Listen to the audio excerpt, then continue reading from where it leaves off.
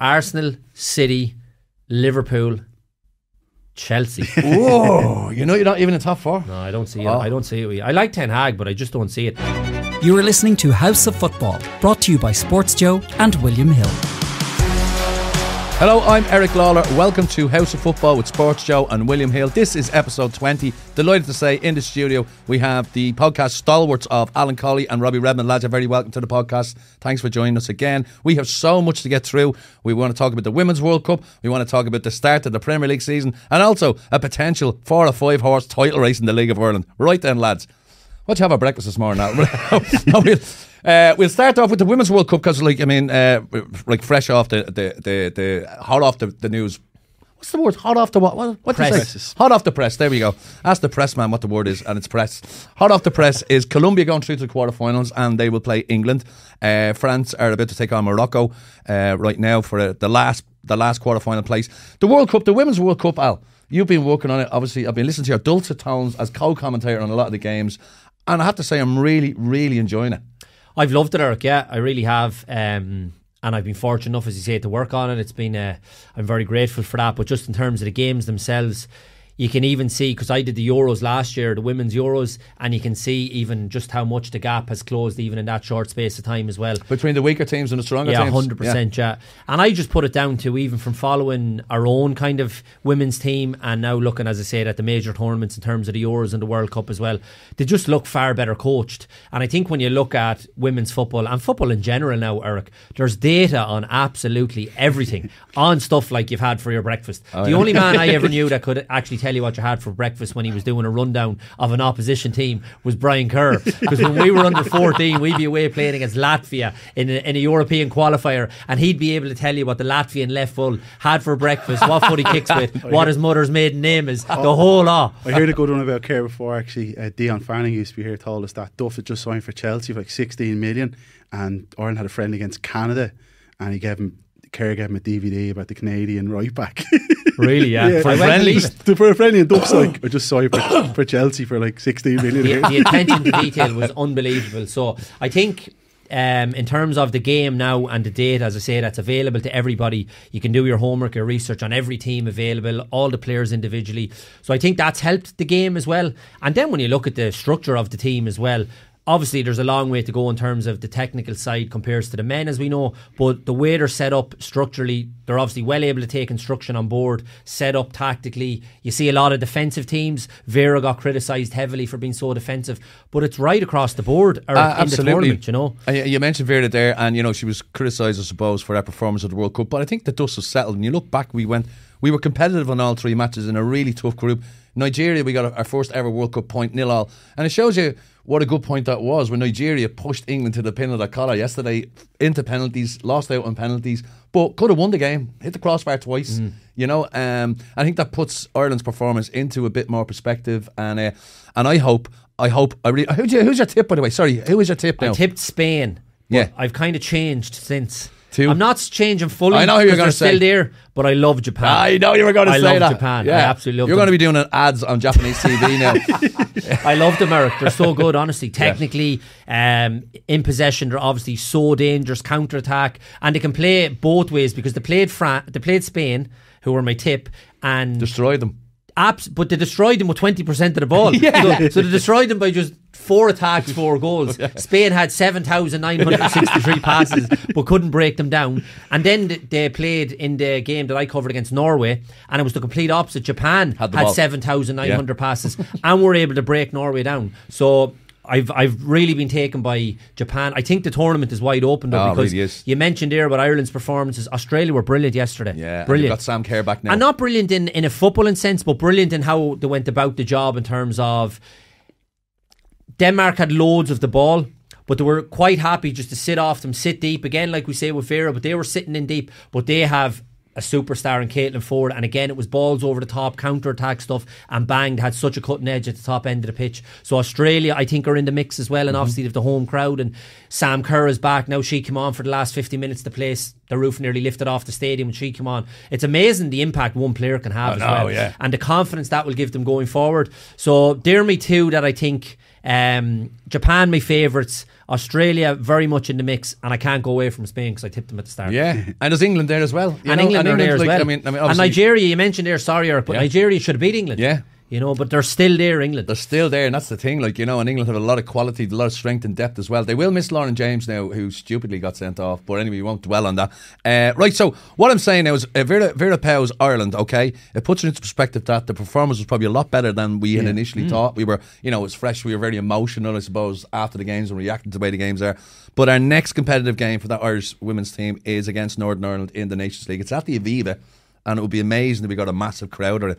Because I think with Vera as well, Erik, that I'm not happy the way it's panned out. It's gone a bit sour, and obviously whatever's going on personally between the squad, we don't know what's going on behind the scenes. We hear plenty, but just the football side of it, I was very critical of her. Just the Katie situation where the position she was playing, your best player, and then Denise as well were the two that I wanted obviously further up the pitch. But that's a footballing decision. Yeah. But in terms of this stuff with Katie and Vera, I'm 100% in Vera's camp for that situation. The player can't be calling for substitutions no matter who you are. The manager has to make the call, and she's 100% right in that regard. The stuff afterwards where I feel now, you mentioned it's people critical of the style of play, but I'd say a lot of people were tuning into that World Cup and it's the first time they've ever seen Ireland play. Yeah. And people can be quick then to jump to conclusions.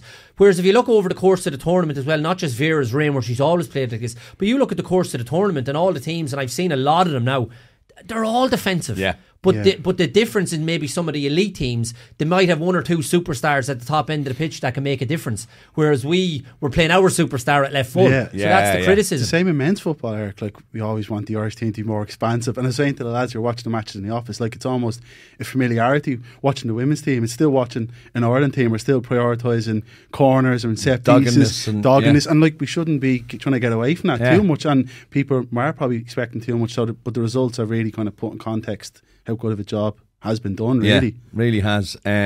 So as I mentioned, that next game for the Irish game, next full senior game is in the Aviva in September, and I hope we get a packed Aviva for that. Speaking of the Aviva, you were there on Sunday for the Manchester United under 12s against Athletic Bilbao. Now, I'm not sure Harry Maguire's under 12, but still. There was obviously a huge controversy about it because the match went on sale. When it was launched by Manchester United, going, the superstars are coming back to Ireland, our spiritual home, all this kind of stuff. And they, even in the video to mention it, they had videos of Roy Keane, Denis Irwin, and Irish legends that played for Manchester United in the past. And then 2 weeks later, they subsequently announced a friendly against Lens in Old Trafford the day before. And when I saw that team lining out against Lens, it was obviously the United first team and probably the team that'll start against Wolves next week. And I went, that's going to have a knock-on effect tomorrow. You weren't the only one. So most fans there were very disappointed. But it was just the way these things go. Like, these clubs, they are businesses. They're going to do this. Ten Hag wanted an extra match to prepare for the new season. So I understand. I went for free. I was sitting in the press box, like, just writing about Harry Maguire and how kind of the crowd reaction to him. But yeah, you would feel hard done by. Yeah. Like, it was a lot of money to fork out to watch reserves, and I suppose the ones I felt sorry for were the young United fans, the little kids who, and even at the Aviva there, I watched a bit of the game, and some of them had placards saying, Rashford, give me your shirt, Martinez, give me your shirt, and the lads are in Manchester going, I'm going to have to send it by DHL, pal.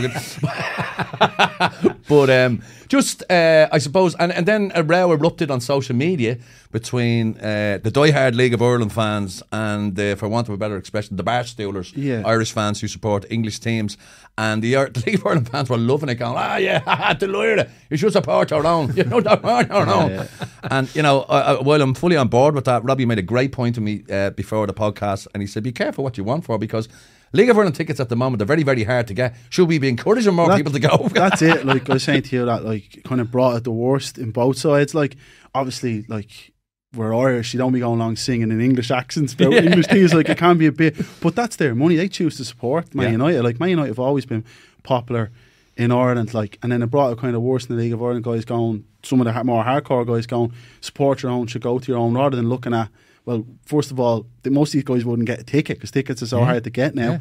Like, Pats are playing Bows on Friday. You probably won't get a ticket for that. I've texted you a few times about going off the Bows. It's nearly impossible to get a ticket. And then the other one is, like, you have to ask, like, why are they supporting Man United? Like, Man United have been supported for, like, donkey's years. Like, I remember reading in John Giles' book, like, he supported Man United in the 40s. Yeah. He did no TV. And he supported Man United, like that's a great point, actually. Yeah, like you listen on the radio, like Man United had a captain from Dublin, like Johnny Carey, like he used to play for St James's Gate. Like, Man United has always been popular, and they always will be popular. For me, it shouldn't be an either or thing. No. You can follow both. Like, I follow Pats, I follow Man United, but as I said, if all those guys start going to League of Ireland games, you still need better stadiums, still need better investment. Those lads going to watch Man United aren't the problem, I would say. And a lot of the guys, some of the League of Ireland guys were resembling GA fans nearly. They're being kind of too moralistic about, that way, taking the high ground. But again, it's social media, like, you're going to get this stuff. Yeah, you'll always get the radicals, as they say. I thought it was a bad act for Man United, I have to say, Erik, it really was. And it's indicative of the footballing world now that it's just money, as Rob said. Businesses. They're conglomerates now at this stage. And it's sad for me because we've had our time maybe supporting like the superstars coming up when we were kids. It's my little lad loves Harry Kane or whatever, you want to see them seeing their heroes or idols or whatever. But I said this to you on the podcast last year, and even kind of broadening it out to that League of Ireland versus the English thing, he gets a better kick out of going down to Dalymount on a Friday night. Yeah. He absolutely loves it because it's more realistic and he can touch it and feel it. We went over to Spurs last year, and honestly, it's a million miles from his. An incredible stadium, aesthetically. Absolutely unbelievable. But the players are so aloof from the real world. Sterile. Yeah, it's so sterile. It really is. And you never get that sense that the players, they're just commodities now. You never get the sense that the player is really playing for the fans. They're like, they say they are, but they're not. They're and that's good luck to them. They're collecting a wage and they're going home, and good luck to them, whatever they want to do. I wouldn't be kind of critical of that. But I suppose the era when we grew up, when it was all about that and the loyalty and the one club players and all, them days are gone. And I thought from Man United's perspective, it was really poor what they did on Sunday by bringing over a second string team. Not so much for the adults, but it's for the adults bringing the kids, paying out big money as well, Erik. And maybe people will wake up to this, the modern day, in terms of what the way football is now, and start if they want to get on board with local clubs. But I wouldn't be one to get into arguments with. If people want to support Bows, or they want to support Chicago Bulls, or they want to support whatever the people want to do, good luck to them. But I wouldn't be getting into, you should be down supporting, playing the victim on it either. Yeah, that's why the product is here. Like, it just needs better stadiums, more investment. We were saying it's more coaching. Like, people love football. Like, it's tradition to nearly support an English club, but as Alan's saying, like, it's almost like going to cinema when you go to watch a match in England. Like, they're so vacant, like, you can't interact with them. Like, right, last few times I've been to United, I'd sit in a certain seat and the players are warming up right in front of you. They wouldn't even look at the crowd, like, just go through the motions. So we have the product here, but as I'm saying, the people going to watch United isn't the problem. No, like, they football fans as well, mostly kids as well going to watch. And the stuff with Harry Maguire, I thought that was bad as well. Yeah, it's poor form really, isn't it? Like, we all know the struggles that he's had. Everybody knows. Yeah. Like, booing him in a friendly match at the weekend. Like, and it's happened. Like, I listened to a couple of United podcasts, and they said it was happening in America as well. Like, in Vegas, we're better than that. Like, you would think we were better than that. But again, you're kind of going, well, who are these people that are booing them? Are these the people that, like, I was there now, I have to say, I didn't hear it too much at first. It was like a smart anthem, like, say, I don't know what percentage was, then all the fans started cheering over that, and I was thinking to myself, geez, that's even worse. Like, it's patronising. But the thing about that as well, about who like, it was made up of kids. Yeah. Like, I don't think it's a good message to be sending out, like, little kids at a ground and you're booing one of your own players. Well, that's the message right there. It doesn't matter how poorly a player, if you support the team, you should never, ever boo your own player. It shows how distant they are almost, like, these English players. Like, and in terms of him as well, I don't know, this is completely going off on a tangent here, but I watched a documentary last night, Mark Cavendish, unbelievable, right? But just the reason, cyclist, brilliant. Watch it on Netflix, Erik. It's unbelievable. And people forget, and myself included, and we're very judgmental nowadays, and maybe not just nowadays, but for a long time, people don't know what's going on in somebody's head as well. No. Yeah. Cavendish was going through hell and nobody even knew about it, right? Harry Maguire, with the abuse that man has taken at this stage, could be going through all sorts that we don't even know about. And I just think it's gone to the point, if I was him, I would have been going into Erik ten Hag saying, look, Erik, you know what? West Ham are in for me, let's just shake hands, away I go, I wish you the best, and we just go our separate ways, and let him have a fresh start and move on, because he's taken enough. I actually wrote that, Erik, because, like, he didn't work this hard in his career beat out all these other guys to be either a figure of ridicule or even sympathy. He doesn't want either of those things. He's a professional footballer, like, and he's a good pro. Yeah, this is the time for him. Seems like a decent enough lad. He does. I'm kind of embarrassed by the flack he's taken from so-called United fans.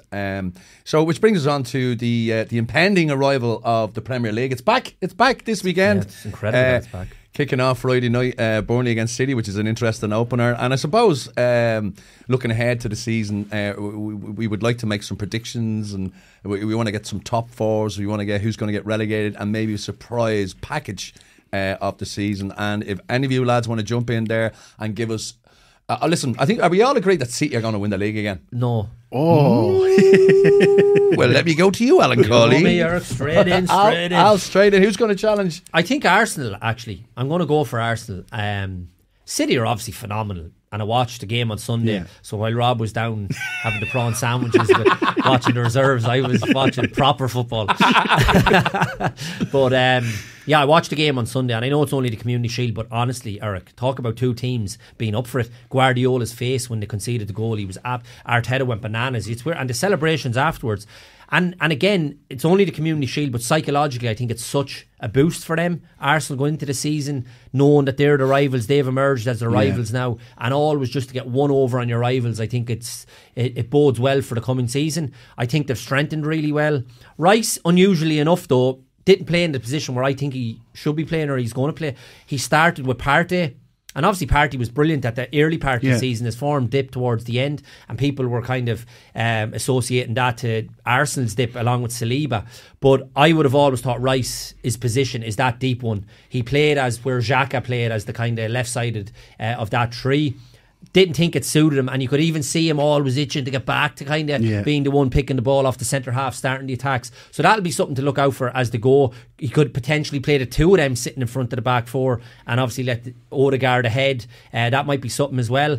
But I just think the way they've strengthened and how they look, the squad they've built up as well, I think they will push them really, really close. I'm not suggesting that flat out they're going to win the league, but I think they're in with So you're not saying, you're just saying it's not a foregone conclusion that City will win? No. Okay, that's good enough. I don't think so. Yeah. No, I don't think so. City have lost players too, like important characters. Yeah, Gundogan and that. And then Arsenal have improved, as Aaron was saying. The recruitment's brilliant, and the last piece they get that would really make me think they could get that gap on them is David Raya, the goalkeeper. Because Ramsdale was brilliant. I don't like Ramsdale. No, I don't like him. I think he's completely. He's overrated. Yeah, well, I think he made a lot of mistakes as well last year. Okay. But I just think this Raya guy is good. Phenomenal. Like, I watched him in the flesh against Liverpool back in April. Oh, you're saying that? It's weird. His footwork is not unbelievable. Incredible. Like, it's like a midfielder. Yeah, it's absolutely incredible. And the confidence of him, and he can just. You can play 10, 20 yards up the pitch more, and he's a better save percentage if you want to dig into the stats than Ramsdale, and he seems like a kind of cooler head. And then the other one, the Arsenal goalkeeper coach apparently really rates he has an association with him, so he wants him in. Yeah. Wow, so he could be actually challenging Ramsdale. I think by Christmas he'll replace them. Wow. And I think they're lacking a goal scorer. Like in the traditional, that'd be the worry, you're right, Rob. Yeah, and Jesus does have to get an injury. That would be a worry. He's very good. Like, he opens up space for other players. Like, remember in Nketiah, I think he played up there, or other kind of more traditional centre forwards. But Trossard would be kind of good as a false nine, but I think they need it probably because they played Havertz there on Sunday. Again, I think Havertz is a really good player, good signing, but not as your number 9. No. He could drop back maybe and play behind a number 9 if it was Jesus or whatever. But I just think they've options now, and that's what that. And I think Arteta as well deserves a lot of credit. I was very sceptical at the start, and I was still never convinced, despite the One Day Cup when he came in, and that bought him a bit of time. Then they struggled for a year or two, but what changed me was the documentary. You see honestly, him behind the scenes, what he's unbelievable the way he operates, and the perception then completely changed. And what I loved about him, I mentioned this a few times as well, he went after the big gun. Aubameyang was the big kind of chief in the dressing room, went straight for him, nailed him out the door. Ruthless. And it sent the message out to the rest of them as well, because he did have a lot of young players, and he was setting a bad example for them. And I just think the culture is right there now with them as well. Good characters. Rice coming in as well. I think Rice is brilliant. I know Keane had a little he loves those little digs. But he also gave him a compliment as well. Yeah, he rates him. He obviously rates him highly, but sure, look, I don't think anyone's worth 100 million. Exactly.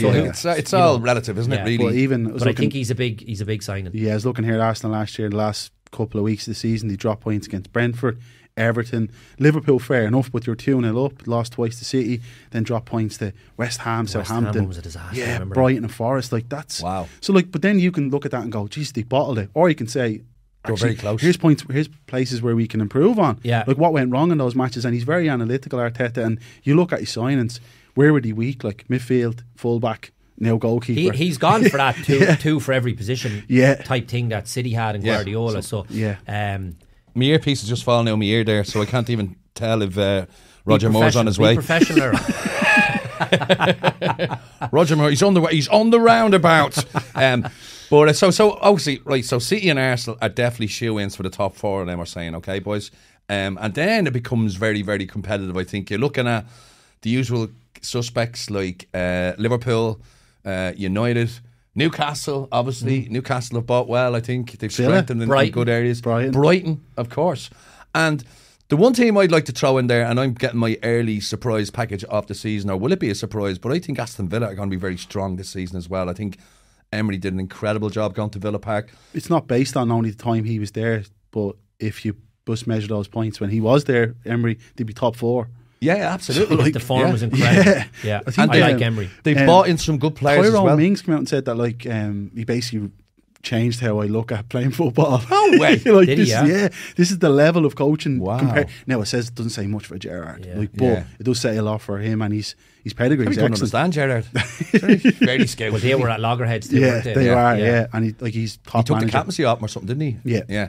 And he had a bit of a falling out. So, sorry, Aston Villa will be my surprise. Good shout. Possible top four contenders.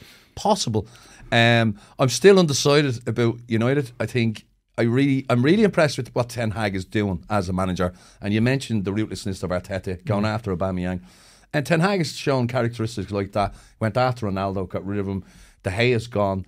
He took the captaincy off Maguire. He isn't afraid to make them big decisions for the greater good, and I think that will stand United in good stead. I think the purchases they've made this summer have been decent. I love the fact that they've got Onana in. I think he's going to be a calamity at times. I really do. But we're going to get huge entertainment there with that lad. I mean, his first game at Old Trafford, he's beaten from the halfway line. You know what I mean? And what a picture to show a man falling into the back of the net. But I think overall, I think we're going to get a much better goalkeeper. It's a fit and Hag style than De Gea did.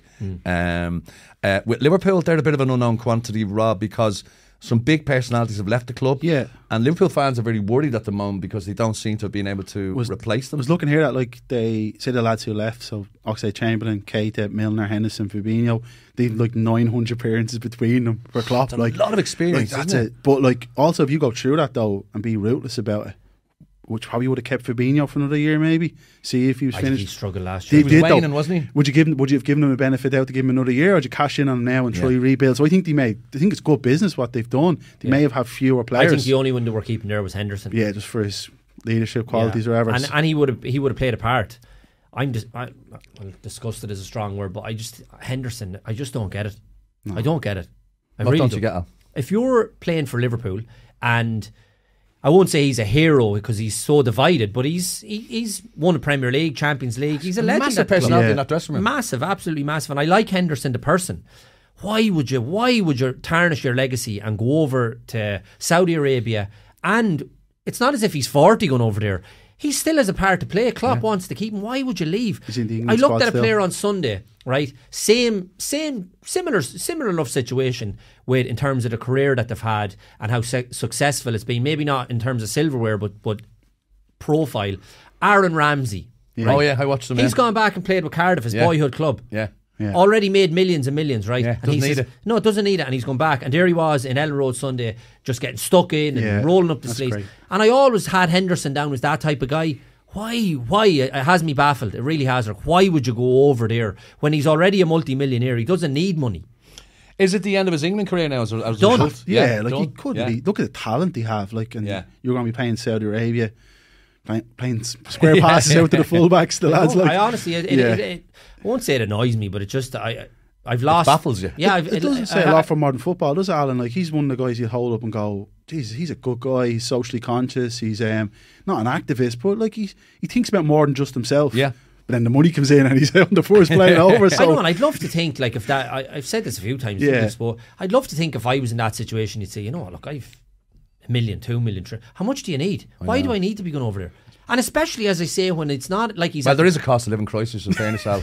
Do you know what I mean? It's not like he's at the tail end where Liverpool are farming him. Like, say, for Milner, for example, and I love Milner, but he was done probably at Liverpool. You know, he wasn't going to feature, wasn't going to play. So Milner, again, credit to him, the professional that he is. He says, well, I want to go somewhere and play next year. I'm nearly at the end, and he goes to Brighton and he probably feature heavily. And that could be one of the signings of the season. Milner, I was thinking about signings, and I think Milner to Brighton could be an absolutely brilliant signing from De Zerbi. Anytime Brighton sign anyone, you're like, there's talk it's gone these into guys it, must be good. Like, yeah.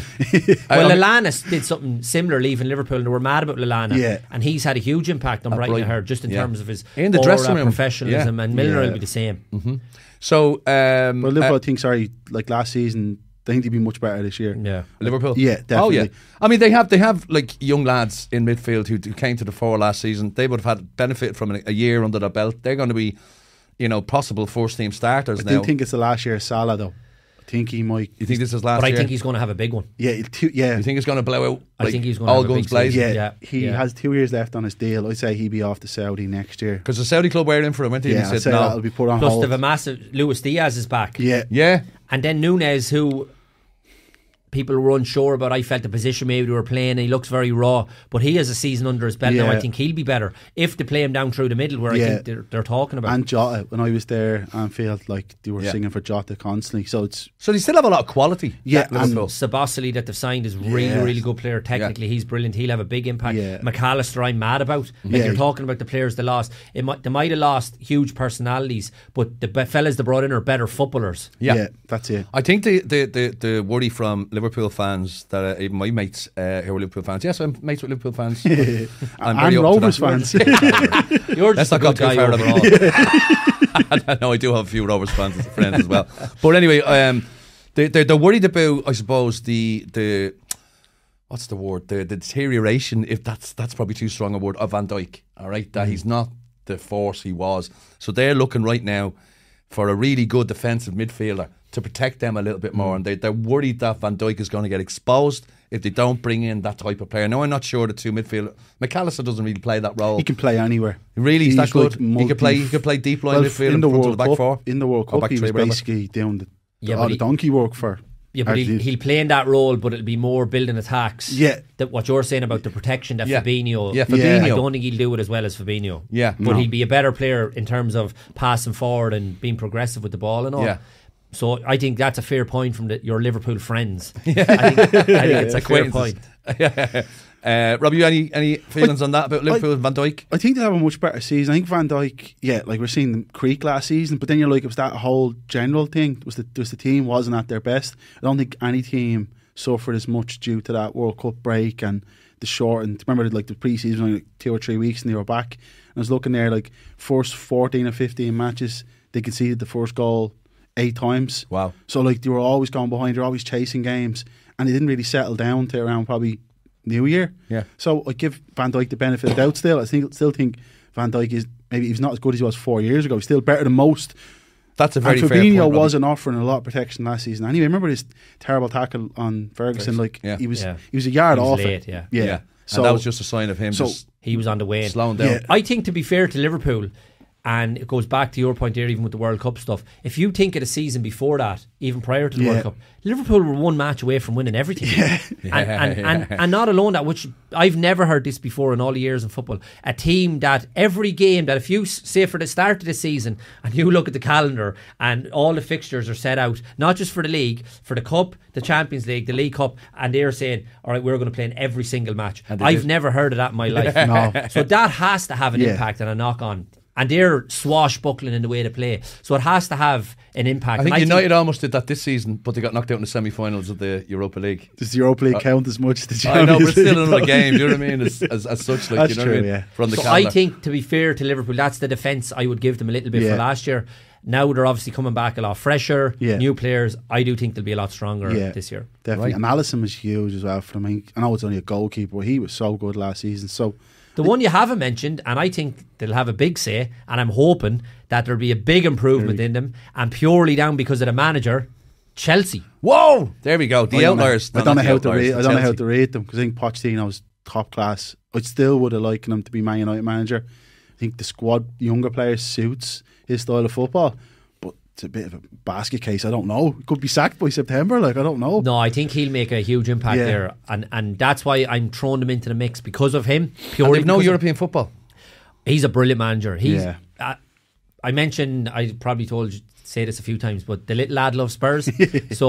And the love affair started when it was the good Spurs with Pochettino and that Dele Alli, Eriksen and Kane and Son and all. Yeah. And I just had such a soft spot for them as well watching on. And I loved Pochettino. And even listening to Dele Alli's interview a few weeks ago, Erik, and again going back to people and egos and money, and he just looks at the human side. Yeah. And once you get a fella like that who's you're feeling the love, he will get the best out of the likes of Mudryk and all these fellas that they've brought in. You run through brick walls for them, kind of thing. Because he will put his arm around them and look after them, and they'll feel all of a sudden that they're not just a business commodity, that they're actually, I'm a human that plays football and this fella loves me, so I'm going to do everything for him. And the words like that spoke volumes for me about Dele Alli, just how good his career fell asunder when Pochettino was gone. Yeah. So I think he will have a big impact on that Chelsea squad because it needs somebody to pull the whole thing together, because as Robert said, it is a basket case. But I think if there's anyone that can maybe mend it together and fix it, I think he could be the man. Yeah, he gets a hard time as well. People saying, he fell short with Tottenham and stuff. He got Tottenham to the Champions League final. Like that Tottenham, incredible. That Tottenham team in like 16, 17 with Dembele and all, that was one of the best Premier League teams I've seen. Brilliant team. So. Poch was in charge, wasn't he, when they were like challenging Leicester? Remember when Leicester won that was the season. They were probably... He was unreal at Spurs. Yeah. Pochettino was unbelievable manager. I'm with Rob. I think I was shouting for United, get Pochettino quick. Yeah. So we've mentioned Manchester United, Liverpool, Arsenal, City. We haven't even touched on Newcastle. Newcastle, is it the difficult second season, the difficult second album? No, I think Newcastle will do well because, again, a good coach, really good manager. I think Eddie Howe's done a phenomenal job. I'm not mad on his assistant. What is the story with his assistant? Hang on. To see the new rule, and there's a couple of new rules in the He Premier can't League. stand up. What's he going to do? He's not going to be What's Eddie Howe going to do? All he wants, all he wants is the cameras. All he wants, he loves it. That's him. He loves it. He'd be telling Eddie to sit back down. I've never seen the assistant that stands there like thinks he's the manager. Did you see one of him, Poch and Howe, and they're in like a circle? His the three lads. I love that. But who was on the podcast telling us that he's actually a really good lad? Damien Delaney. Damien said he is a good fella. And then, to be fair, when it was put to Eddie Howe about, I think someone set up a Twitter account for this fella as a bit of a joke, and it was put to Eddie Howe, and he kind of laughed it off. And apparently all the players love it. They'd be slagging him and all, and training and all. So it's there's a Newcastle documentary coming out on Friday as well on Amazon. Maybe all over it. All or nothing. Jason Tisdale, all or nothing. Jason all over it. And my club. I think they'll struggle actually. Newcastle, sorry. Yeah, but there's the young lad Murphy from Galway that has had a real impact in pre-season. Newcastle fans are loving him. Yeah, watch out for him. They're raving about him, players and everything. Howe was praising him too. That new time wasting rule could affect him. This is what I was about to get to. Don't want to Robbie. think too deep on it, but Newcastle had the ball and play for fewer minutes than any team last season. 51, and now these matches are going to be going to like the World Cup 100 minutes. That's what Guardiola mentioned, didn't he? He said the matches are going to be 100 minutes now. Yeah, the players are good enough. I don't think that alone will prevent them. But that combined with Champions League and just being a bit more of a radar on them because they had such a good season, maybe they won't be as good, but he might be fifth. That'll still be a great season. Yeah. Still progress, but I think they probably won't be in the level they were last season. Harvey Barnes, good signing. Yeah. I like the way they go about it as well. Like, they don't just go and buy like Neymar. Because they've millions. So Harvey Barnes, really good sign and fit into what they're trying to do as well. I'm so impressed with how I always was. I really like Eddie Howe. I think he's a brilliant coach. So we're saying Newcastle will be in the mix as well. And speaking of difficult second seasons, or is it third season, or is even fourth season now at this stage, but Brighton just year on year just keep getting better and better. Now they've lost some key players in the summer. It looks like they lose Casado as well. I'd say. It looks like he's packed his bags, doesn't it? He's ready to go. Yeah. But in terms of what he's brought to the Premier League and their incredible eye for new talent, young talent, you know, I saw a meme there on Instagram a couple of weeks ago, and it was a fella walking by with a match with a magnifying glass. And he said, there's a Brighton scout or a Bolivian under-12 match picking the next best player in the world. Brilliant. So Brighton, I suppose, they're a lot of people's favourite second team because of the style of the football they play. They're so incredibly entertaining. And Ferguson. And Ferguson, yeah. So we're all we're looking there in terms of, from our angle, about our superstar. So hopefully he plays a lot this year. Big season for him as well. But De Zerbi, I think, is a brilliant coach. Now Guardiola, I think, was over-egging it a bit. Was he calling him a genius and all that? It's a bit weird when Guardiola does stuff. Does that when they're playing them, doesn't he? But he's not. He's brilliant coach. But brilliant, unbelievable. But yeah, he was. He was taking tongue in cheek a little bit, which he does. So Brighton, I think, I don't know. Tottenham is a team to watch, I think, for me. Spurs, yeah. Not for just because the football would be so different to what it has been. Yeah, Postecoglou again. What a coach! I haven't even brought him up. Sorry. Yeah. Rob, yeah, great shout. I think Spurs will do well. Yeah, even if they sold Kane, I think he's staying. You think so? I think he's going to stay as well. Yeah, but I think he will leave after the season, unless I think the only way is if he realises that. Apparently, he's really enjoying what's his name? Postecoglou. Postecoglou is doing. Ange. That's Ange. Yeah, we call him Ange, right? He's very impressed with what Ange has brought to the. And Maddison. Yeah. He set up 2 goals there at the weekend. 4 goals. I love Maddison. Yeah, you know me and Maddison. Yeah. He's a baller. Hunt. And maybe Maddison has found his club. This could be the club where he goes. Yeah, and I think a manager as well. That's it. Yeah, he'd love him. They're going to be the complete opposite here to where last season, they're sitting deep, low block, trying to get counter attacks. If you watch Celtic, I remember you watch Celtic against Real Madrid, and the centre halves are like 40 yards up the pitch. And you've got Vinicius up against you. Yeah, they play. It's like Bielsa nearly the way he used to play. As a neutral, that's brilliant to watch. But for Spurs fans, they have a bit of patience with him. It would be great. And even if they were to sell Kane, there's probably a lot you could do with that 100 million. I don't think his teams are ever built around one player. Obviously, they'd be better for having Kane. The guy is amazing. Yeah. You should go for him. Plus, if you look at if Kane stays, for 100 million, if you sell him for 100 million, they could bring in 25 players from the Japanese league. Unbelievable. Ange can do. But he unearthed players from like that. Incredible, really good manager. Yeah, and the way they played at Celtic, and obviously there's you would think a much better calibre of player that he's dealing with now, especially the top end of the pitch. So Kane, and even from the couple of games we wrote, he's always dropping in. He can stay right up top now because Maddison will do that role for him. Exactly. And you have Son on one side, Kulusevski maybe, whoever. I really like the look of them, yeah. I think it'll be one of the teams to maybe keep an eye on purely because of the new manager's reputation is Bournemouth. The new manager they got in there, what's his name again? Rolla. Yeah, that's what he said, Robbie. I don't like what they've done either. No, of course, with Gary O'Neill. What happened to what's his name? Gary O'Neill. Yeah, he's going to Wolves.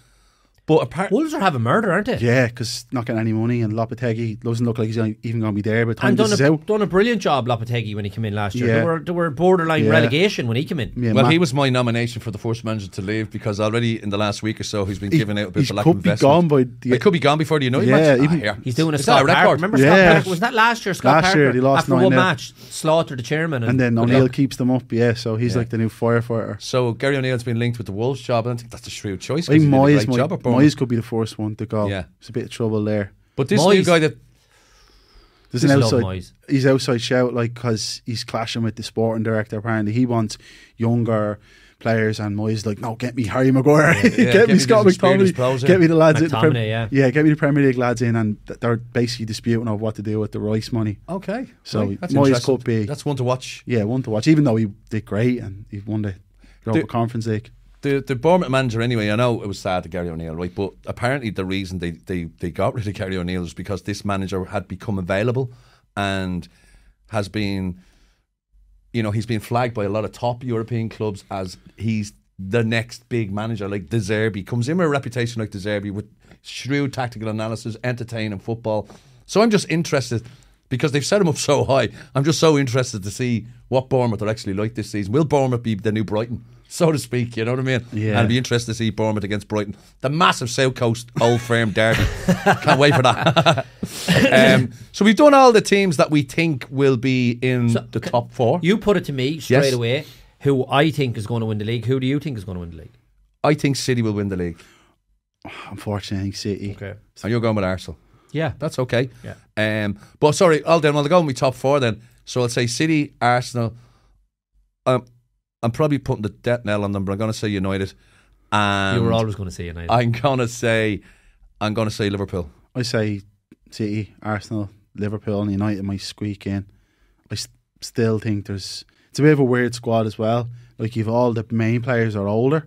Like you've Bruno, Varane, Casemiro, all the guys late 20s, early 30s. Then he's buying a lot of younger players. And I was watching Eriksen the other day, and he looked laboured. A little bit. He looked a bit like one of those lads playing in the Soccer 8 games. That sounds a bit harsh, like, because he's been amazing. But that game on Sunday was like a Soccer 8 game. It was. Game. No, that's also true. But it didn't look like a guy you're going to call upon for 40 games of the season. Yeah. Impact sub maybe. I think Mount will be good, but I still don't know if they're going to make that gap up to what. No, I don't either. No.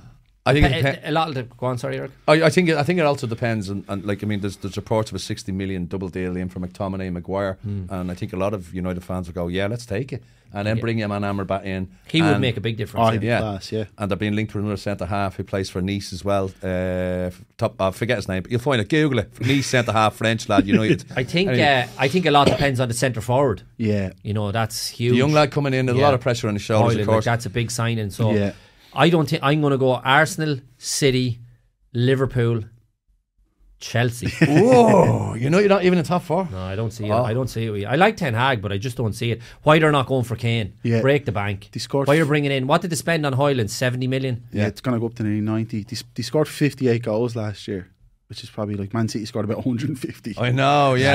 I don't see it. There's a lot of clubs that scored. Anthony, if you're relying on that Anthony, I wouldn't let him play down Carlisle grounds. Hang on a second, Al. I'll defend Anthony till the day I die.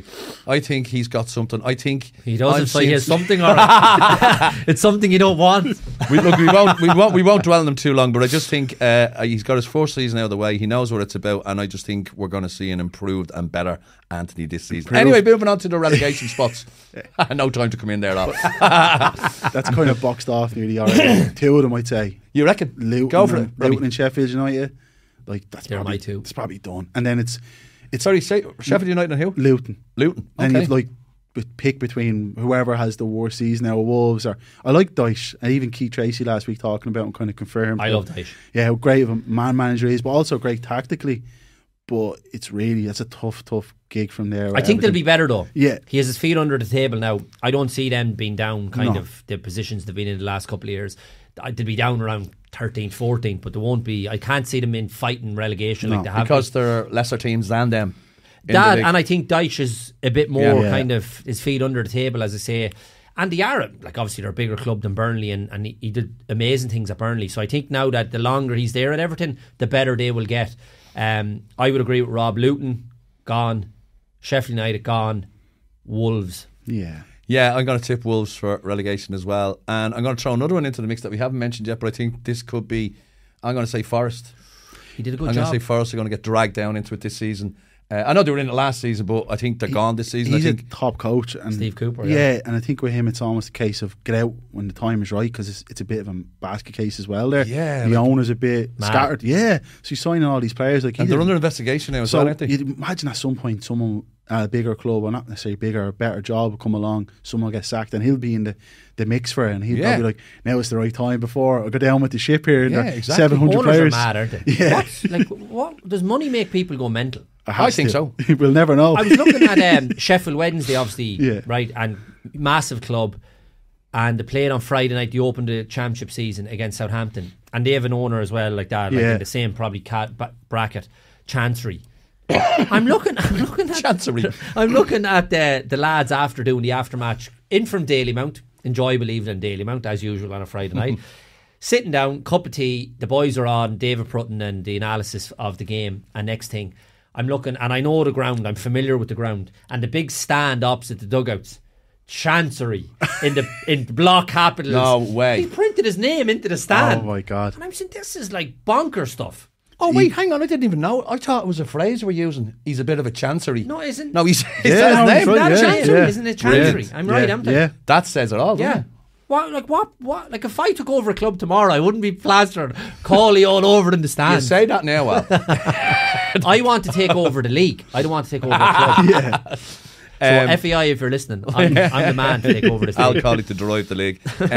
So sorry, as just a recap again, I'm saying Forest, Sheffield United, and who's my other? Luton Town. I think we all. No, have I'm not going. We Luton. want to see Luton do well for Albania. I think Luton Yeah. are going to be the little. I know I said Villa to challenge the big guys, but I think Luton could surprise a few people as well, purely for their home form. and playing in that tiny ground. I down actually Kenilworth think that Road. could be the ground that I always visit a random ground throughout the season. It was QPR Loftus Road last year. We had a great day. I think I'm going to go to Kenilworth Road this year. I actually am. And all the beautiful memes with the away section going through your man sitting with them.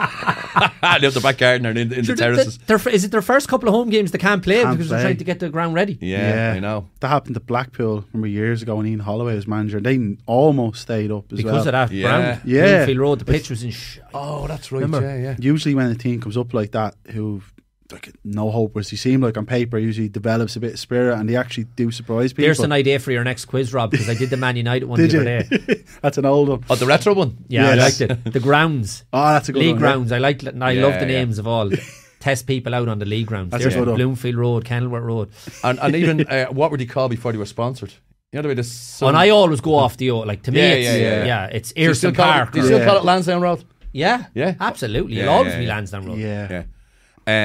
Right, so sorry, my other team was, I said I'm going to say Forest, Wolves, and I'm going to go with Sheffield United. They're my three. You don't have Luton going down. No, I think they're going to be the tiny little surprise package who just manage to stay up. They'll go down next season. But this season When they move into their new stadium, they get relegated. Yeah. And they've Benny as well, so we Yeah, keep an eye on him. We'd like to see him do well. Especially for him, I'd love to see him doing well. I'm a big fan of Benny. Yeah. He seems like a great guy. Rob? I would say, actually, I think I like your one. Yeah. I'll probably throw Luton in there just at the end. And maybe As a safety Luton, net. Sheffield United, and maybe Forest. Or actually, I have to pick one. Probably Wolves, given how much of it just doesn't look great when you're signing free transfers and there's no money coming in. The manager's giving out all summer, and then Especially when he did such a really good job. Yeah. Last year, Yeah. they should be backing him now. He came in and steadied the ship, didn't he, really? So maybe Wolves. and they've lost big players like Neves. Yeah. He's massive to So, them, he's gone. And for the outlandish prediction, I think, I don't know if it's outlandish, but I think Villa could be really, really good this season under Emery. That's another. You just stepped on it there, Robbie. The most outlandish prediction, which is one we record right now, and we look back and laugh our holes off at the end of the season, going, "Ha, what were you thinking there, Al?" Okay, Son to be the top scorer.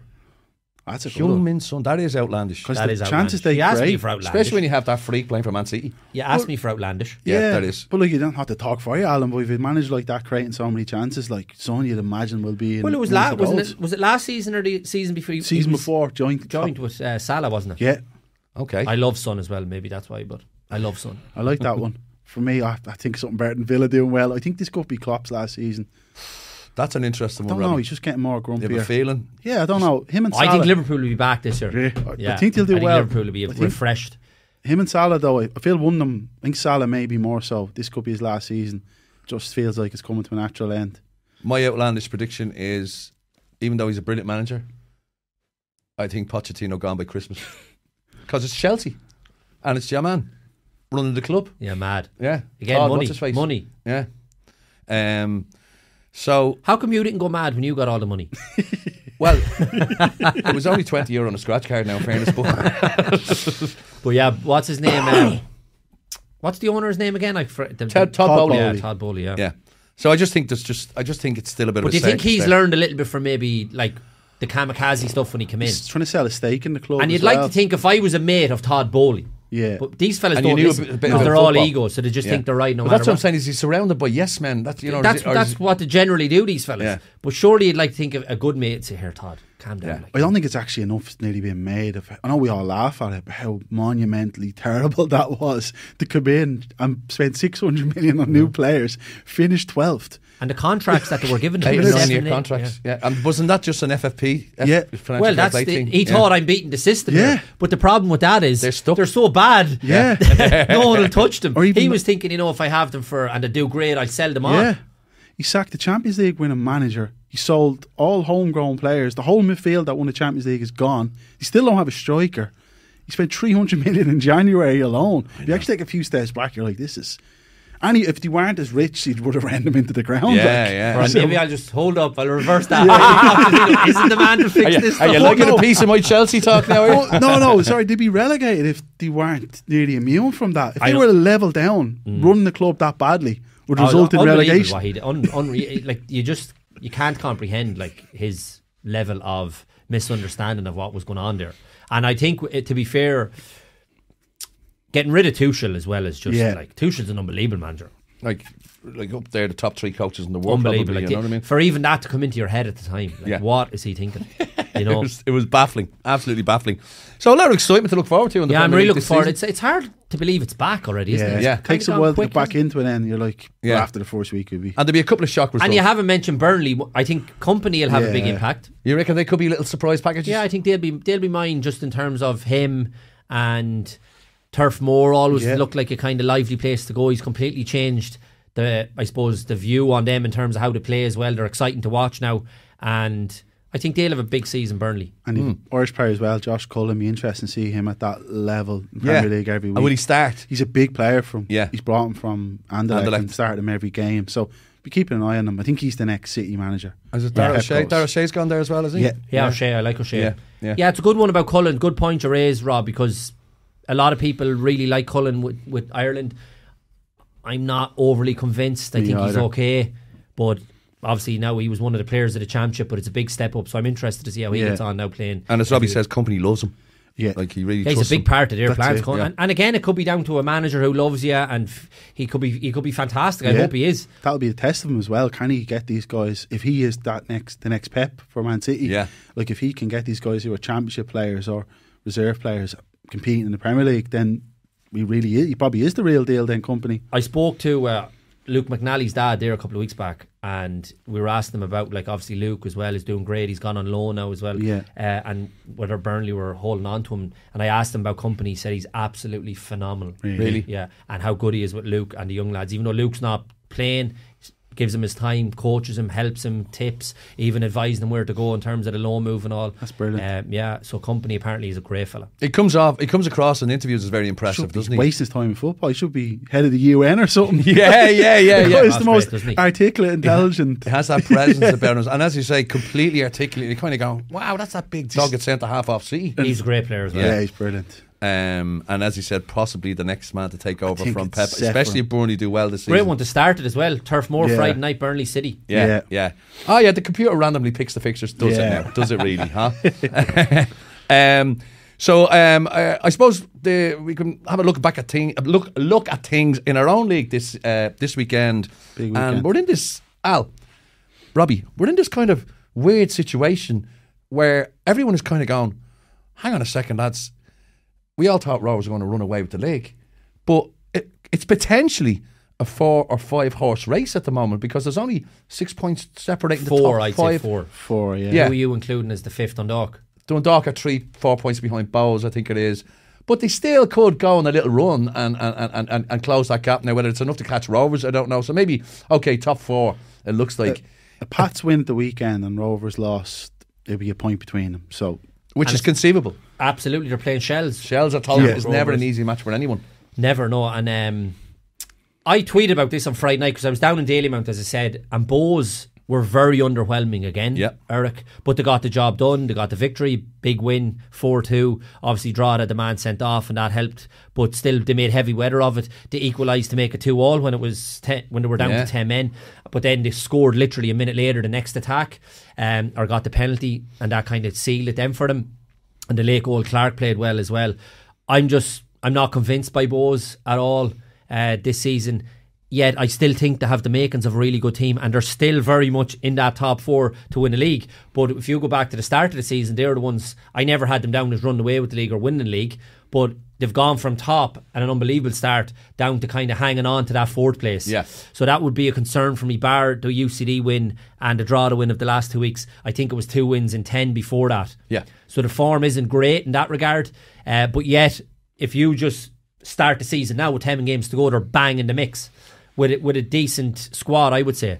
So I still think Rovers are the favourites, but they've struggled all year from their standards, I suppose. And then you have Pats, who, like, their form was that bad, the manager got the sack. A new manager's come in and he's done a great job. And they're very much in the mix. And what I like is the young lads that are coming through, obviously, and they look like a really kind of emerging team. Yeah. Is it a season too early for them? But they're bang in the mix. But I think the ones who will push Shamrock Rovers right till the end is Derry. Really? Yeah, because of the experience that they have, players that have been there and done it. I just think the European stuff, people are saying it might be a distraction. I think it will build momentum for them as well and galvanise everybody in behind him to think, look, we've a league to go and win here as well. So yeah, you're right, Erik. I tweeted this. The exact line was, all of a sudden the title race is broken out with 10 games to go, and it's great. And but they're the reasons why I think, even though we have the 4 teams, I think Derry are still best equipped to go with. Derry have a game in hand, so if they win that, they'll be 4 points behind Rovers. So, and I was at Derry Rovers at Tala back in March, and it was very much felt like 2 title rivals here. No one was talking about Pats or Erik Bowles as much then. It was more. It was and I Derry, think, to be fair to Declan, and I said this all along at the start as well, if you had to say at the start of the year to Declan you'd finish third or Europe or whatever, he would have snapped your hand off and then built on it next year. I think because of the start they had, I'm just concerned about the drop off, and there's been a big drop off. Yeah. And you're never going to maintain that start. I'm not saying you're going to win every game, but the run of form in recent weeks, I know they've won the last 2, but I'd say UCD and Drogheda. But this is probably the best way of kind of summarising it, is their next 3 games. Yeah, this will decide it. It will decide where they're going to be. So they're playing Derry and Rovers in the next 3 games, and that's going to define their season. So if we're sitting here in 3 weeks' time and they're still only 4 points behind Rovers or whatever, then they're bang. Game on. It's game on. Yeah, and I suppose any Bows fan before the start of the season, the priority was always to be, let's try and get a European place. Europe is huge, and they're well in shout for that. We were doing the book with John Caulfield, and all he would talk about was Europe. Yeah. And it's like, he left Cork in like May, and he'd be like to the board, like, are you saying like Europe is the big thing? Get the league form is bad, but the money you can get from Europe and the boost you can get from it. So like, I know some fans might be disappointed if you're not going to push Rovers, but to even get into Europe, that can... I know, well, it's, in fairness to Declan, that's what I'm saying. It's his first full season, so like, nobody expected him to win a league, and I would be critical of that. If they're in the mix, great, but the key thing for him was make sure that we finish in Europe this year, and they're still bang on course for that, and I hope to do. You know, a last 16 home tie against Rockmount in the Cup as well, and Derry playing Pats, so one of them is going out. You know, so it's all to play for still. It's great. That's what I'm thrilled about, that it's not already signed, sealed and delivered and the trophy's back. It could very well end up back at Tala, and they are still the favourites, and rightly so, because they're the best squad in the league, let's be honest here, like, you know. I have a feeling I don't think they're going to win it this year, Erik. Right. And who would you who would you say? Derry, of course. I think Derry, I think I like, even though we're playing them on Friday, I think Pats are going to push Rovers all the way. I think Pats will be the team rather than Derry to push Rovers. And it could very well be. I hope, like, as I say, we're 10 games out and we feel like a title race has broken out. I hope we're still sitting here in 8 weeks and there's still 2 or 3 teams in it. It'd be great for us. That's what we want. It'll be amazing for the league. You're a Pats man, Robbie. How you feel? You feeling a bit confident now? Yeah, but I still feel that as a start of the season, I was looking at it, like, Derry are the ones who are built nearly to challenge Rovers. Pats, it'd be a bit like yourself with Bows. Another European campaign would be great. You'd take it, even though they are playing well at the moment, they're high up, but I still feel like Derry are probably the most likely one to challenge Rovers. It's similar to the Arsenal thing. I suppose. Like, Arsenal, I always felt last year were kind of at the stage where it was a season too early for them to win. Whereas this year they've gone. You nearly need to lose one to win one. They've gone really close. They're ready to go this year. I have them down as bang title contenders, winning the league. Whereas Pats and Bows, they're the Arsenal of last year. It's still very early in terms of the development of the team. Whereas Derry have been building for the last 2 or 3 years, ready to go. And this was the year, I said at the start of the year, they have to go and challenge Shamrock Rovers now and potentially win the league. And they're still in the mix to do it. Yeah, they still have it. It's a very exciting time in the league, the League of Ireland, and we won't be them League of Ireland fans saying you get down and support your local, because there's no tickets left. All the games will be sold out anyway, so hard luck. So go and watch our Premier League on Sky Sports. That's not even a joke. Like, I know, I won't get it. It's an extra. We probably won't get a ticket to Pat's Bows on Friday. We're watching Man City Bowling.